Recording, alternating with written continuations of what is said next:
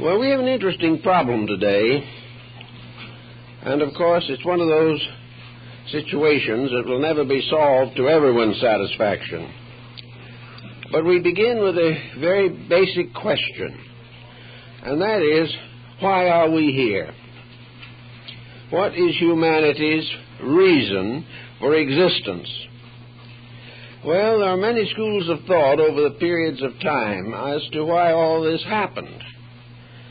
And probably the Greeks had one approach, that the powers that be, the deities of Olympus, having created a beautiful garden here, put human beings down here to take care of it and to enjoy it as much as possible, to take good care of all values and never to become destructive in their relationships.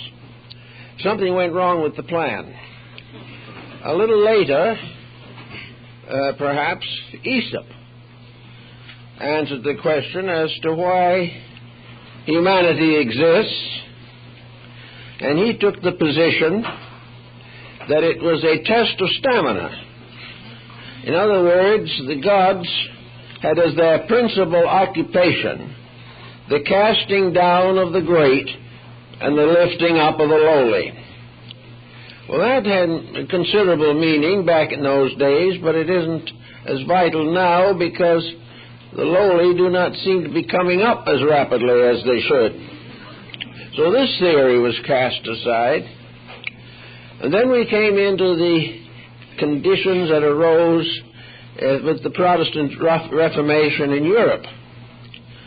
The school children of that time were given a little doggerel to recite. With Adam's fall, we sinned us all. That seemed to take care of everything.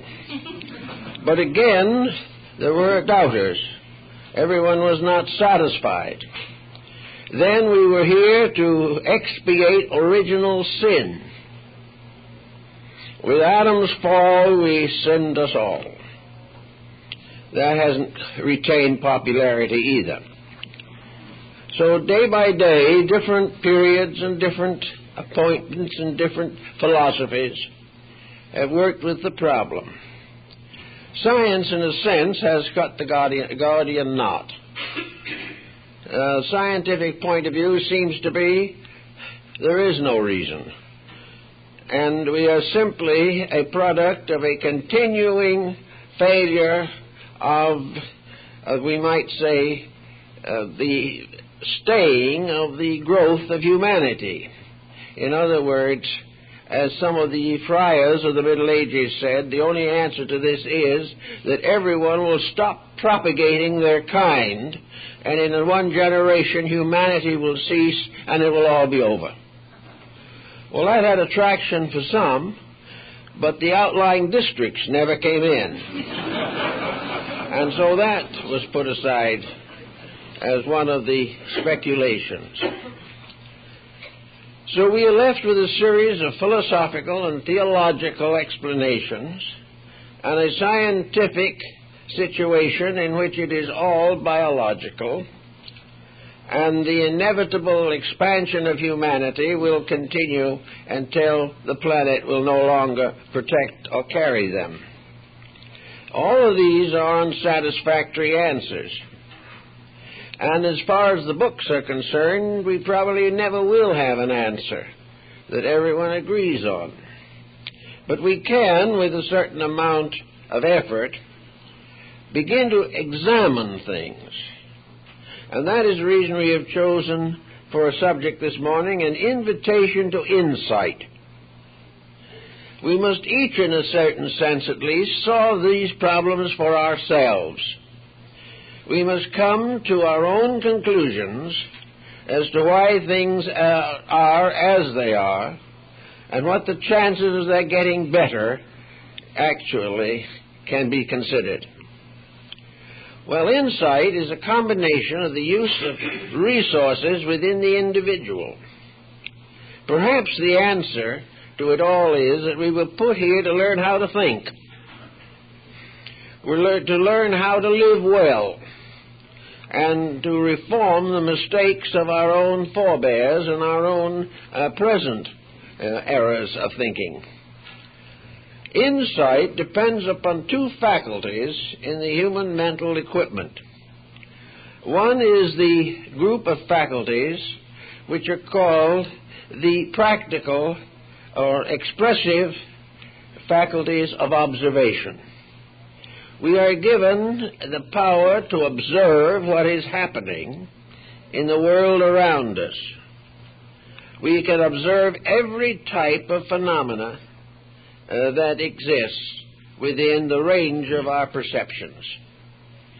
We can also go through life observing all these things and coming to no valid solution to anything. In other words, we can see almost everything there is to see. But to most people, what they see does not mean anything, unless it happens to be something they're desperately wanting to see.